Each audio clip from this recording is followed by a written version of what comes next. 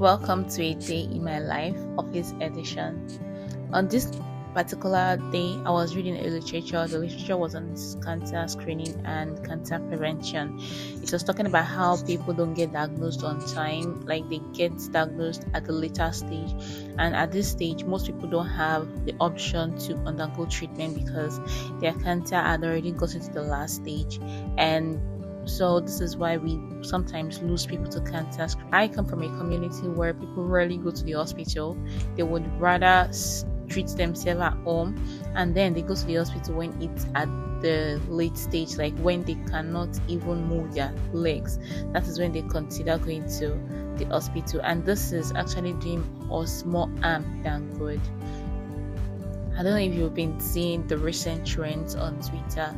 Again, X, like you guys call it. I still call it Twitter, so that's fine. So Twitter, that where people are now coming up online to seek for GoFundMe to take care of their loved ones because they have some kind of diseases where they probably don't know before. Maybe like all of a sudden they just found out this person had this kind of cancer or this kind of illness that would require a large amount of money to be treated.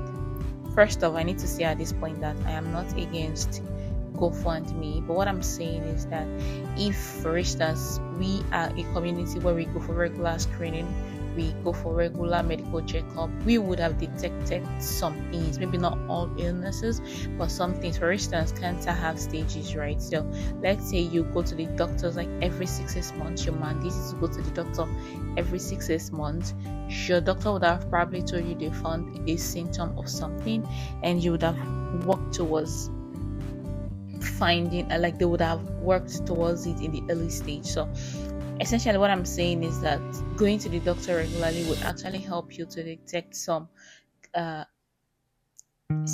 early stage diseases. I mean, it doesn't have to be cancer, it could be so many things. It could be tuberculosis, hypertension. There are times when you would just hear that somebody died, like they died in their sleep, they just fell all of a sudden, they died. Sometimes it's not because of village people, it's not because of voodoo, it might be because things have been building up in their health system, right? Like things have been building up in their health system. They don't go to the hospital. Maybe they had a slight headache, but it's been consistent recently, and they just felt like it's stress. Instead of going to the medical doctor to help them check it out, they would rather say, "Oh, it's stress." Then they go to work every day, go through the stress, and I've heard a case where somebody died at their workplace. Yeah. So what I'm trying to tell you is that make sure in 2025, as we are going in 2025, your health should be your priority. You have children, you have families, you have husbands, you have wives, you have grandchildren, you have grandmothers that are looking up to you, that want you to be a part of their family. So again, this is just like a wake-up call to everyone. I feel like this literature that I'm reading has actually like opened my eyes to so many things.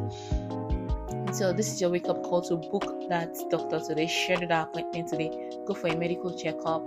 You don't know what they might find, but again, I'm not praying for them to find anything, but even if they found something, it's something that could be treated on time, because you don't want your children to blame themselves. You don't want your wife or your husband to feel as if they're gonna lose you. So you want everything to still be under control. So pick up your phone right now, pick up your computer, pick up your iPad, schedule that appointment with the doctor. Make sure you go to the clinic. Starting from 2025, your mantra should be my health first. My health first, because your health comes first. If anything should happen to you today, you're gonna be substituted in the next minute. So I hope you enjoyed today's session.